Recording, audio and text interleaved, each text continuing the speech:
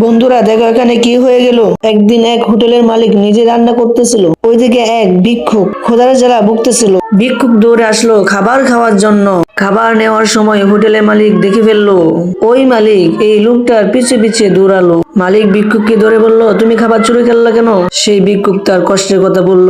এই মালিক তাকে অনেক টাকা পয়সা দিল, খাওয়ালো সে লেখাপড়া করার জন্য। হোটেলের মালিক অনেক সুন্দর ছিল, তার মা অনেক খুশি হয়ে গেল। ছেলেটাও টাকা নিয়ে গাড়ি দিয়ে চলে গেল লেখাপড়া করার জন্য। নিজের পায়ে দাঁড়াবে সেই জন্যই সে কাজ করতে শুরু করলো, লেখাপড়া করা শুরু করলো। অনেক মনোযোগ দিয়ে সে পড়তে লাগলো। তার ইচ্ছে সে বড় কিছু একটা করবে, অনেক বড় ধরনের চাকরি করবে। তার ইচ্ছে পূরণ হলো, সে অনেক বড় কোম্পানির মালিক হয়ে গেল।